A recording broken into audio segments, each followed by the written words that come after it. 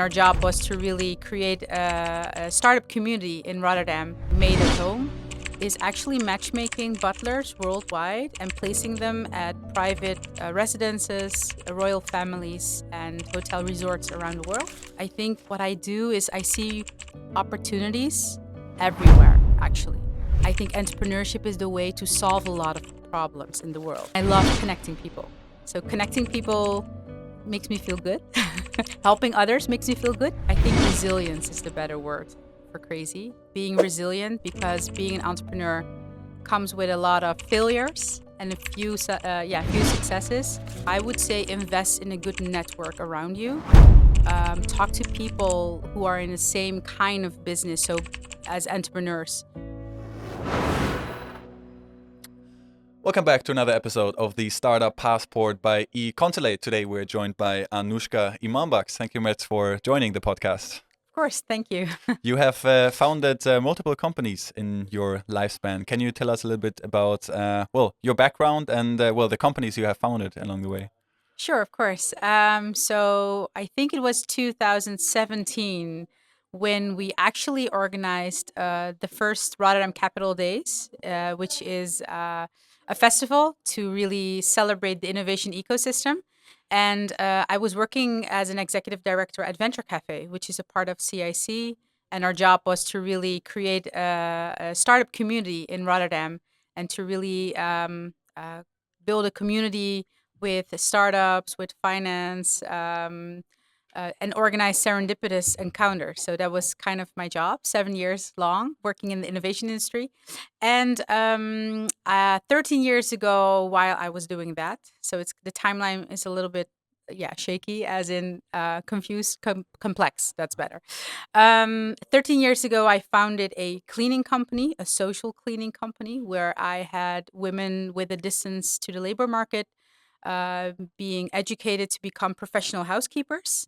I won a prize in 2016 for as a businesswoman award that gave me an extra lift in how do I say this, in becoming a little bit more famous. I changed a little bit my business model, and I'm now focused on butlers. So what I do with my company Made at Home is actually matchmaking butlers worldwide and placing them at private residences, royal families, and hotel resorts around the world. And I do that in collaboration with the International Butler School, which is a school based in the Netherlands. And I have another company which is more in the world of food, which is called Barabox. It's actually kind of an experiment in neighborhood entrepreneurship. So actually seeing if neighborhood entrepreneurship can have a bigger impact on making a neighborhood better. So I chose the most poorest neighborhood in Rotterdam to start a store. And what we sell is it's food. It's a savory snack. It looks like a donut, and you eat it when you have something to celebrate. So it could be a snack to for at office or on a birthday, or any other moment, and it's kind of a way to connect. So my main tagline is it's food that makes great connections. And that's what I start with. I started that with my 3 daughters. So it's kind of me teaching them young entrepreneurship. So they're 14, 11, 9. And one of them is the HR manager. The other one is the director of finance. And the other one is director of marketing. So I'm running that company also in the world of food. I think that's a very interesting path, but also that's a very interesting approach, because there are a lot of entrepreneurs that start their company because they have a passion for a certain thing, and they really want to work on that certain thing. But with you, it's a very good example that there are also entrepreneurs out there that just have that entrepreneurial spirit in them and just want to make something happen, because you also worked at the Venture Cafe before, you said, so you were already in that ecosystem. So did you have that from the beginning as a child, let's say? Was that always there? No, it's a good question. I actually studied public administration at Erasmus University, and I wanted to work in politics. So that's what I did. But my first assignment, and that's 20 years ago actually, my first assignment was to create an ecosystem by copying Silicon Valley in all its facilities and mindset to the Netherlands. Because back in the days, 20 years ago, you became an entrepreneur in the Netherlands if you were a crazy person or if your mom and dad had a company. There was no other way. And at the universities, there was no minor entrepreneurship yet because people were more into like entrepreneurship is not something that you can teach and learn. That was my first assignment. We created policy basically and talked to all the universities, all the tech universities in the Netherlands, and created actually policy where now all the incubators come from. So, example, Yes Delft was an incubator that came out of that program, and I'm very proud to see now that after 20 years, everyone is talking about entrepreneurship, about entrepreneurial mindset, about skills, following a minor entrepreneurship at the universities. So things have changed a lot. And I think entrepreneurship is like, it's not, I was going to say contagious, but it sounds like a disease. But I think it's a way of life. I think what I do is I see opportunities everywhere, actually. And I think entrepreneurship is the way to solve a lot of problems in the world. It could be social problems, could be just, problems that you see in and around the house. But entrepreneurship is a lifestyle. And I think I got contaminated with that spirit and then saw all these opportunities and problems around me. And I'm always doing something that I have no knowledge about. So I think that's maybe the childhood thing of being very curious, and I have never done it before, so I think I can mentality, that I see opportunities everywhere. And the thing is, I cannot say no easily. That's my problem. I say yes to everything and I see all day long opportunities, and I love connecting people. So connecting people makes me feel good. Helping others makes me feel good. And I think with the venture cafe thing was building that innovation community is really making people, inspiring people is one, but also bringing people together that have never met before and that they will do business afterwards. So really that serendipity and that everything actually happens for a reason in your life, that all combined, I think that's why I do what I do. And yeah, you also mentioned that back then it was a little bit different because back then, well, you said either crazy people or people that well could get a certain support from their parents, experience from their parents, were entrepreneurs. How do you think that shifted now? Because you also said that you sometimes have problems with saying no.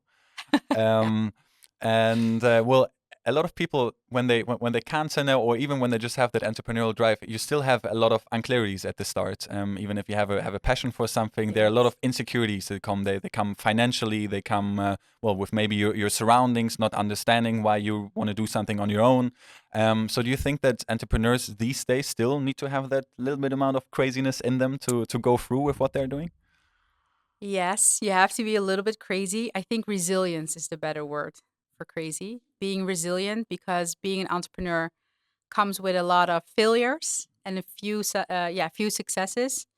But I think there's a distinction between becoming an entrepreneur and having an entrepreneurial mindset. I think working in a big company, you can have an entrepreneurial mindset when your organization is open for innovation. I have a very good example of a friend of mine. She works at a very famous chocolate company, and she saw this opportunity about a very famous chocolate bar, which is named after a part of the UAE, so the Dubai chocolate bar. And then she saw this opportunity, and she just mentioned that she's a business developer and said, "Hey, I have maybe a very great idea. Let's try to make a different kind of flavor." And putting that on social media, it kind of exploded and becoming very viral.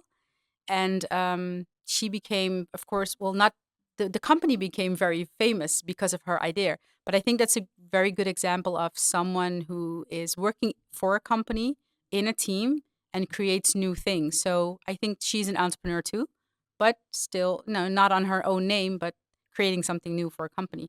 So I don't want to advocate that everyone should become an entrepreneur. I think it's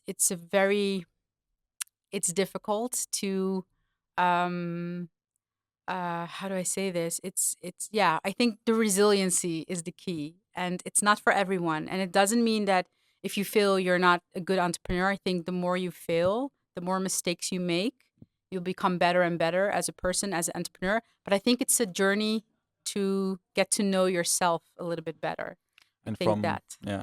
from all of these experience from that you had, but also the experience that you could follow from for example the person you just mentioned, and to end it a little bit on a personal note, Yeah. is there anything maybe also from situations where you failed, because you talked about failure before? Is there any advice you would give to maybe a younger you, or entrepreneurs that are just starting off? Because we also talked a little bit about the challenges before, and now you're in a position where probably many people want to be at, that they have many successful businesses. Yeah, that's a good question. I wish I knew back then what I knew now, but I think that's for everyone. Knowledge comes with age and experience. And again, I think making as many mistakes possible is a good thing, but keeping yourself motivated is very difficult. So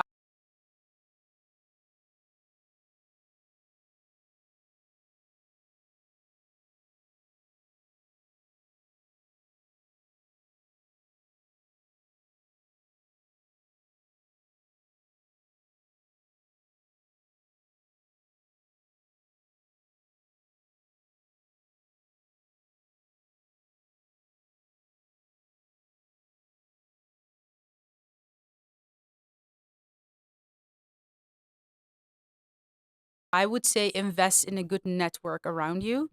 Talk to people who are in the same kind of business. So, as entrepreneurs, I think that's why entrepreneurs connect very good with each other, because they're kind of on the same level, in the same boat, being crazy.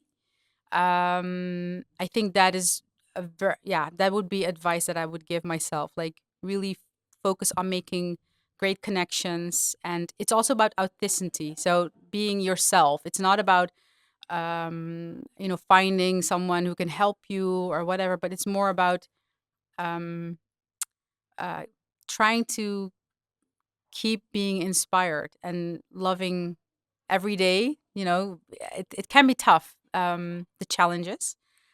It hurts. Learning hurts. But you won't be sad for a long time. Oh yeah, my best advice would be celebrate all your successes, even if they're very small. Why? Because there are many more failures, and you have to keep motivate yourself. Where people sometimes also have to remind themselves that they're already in a position right now where they previously said this would make them happy, but then you always want more and more. Exactly that. Yes, exactly. Thank you very much for sharing all of that, for sharing your own journey. Good luck with everything that's still ahead. I'm sure there will be new things, new ideas that are coming your way. Thank you very much, Anoesjka, for joining the podcast. Thank you for having me.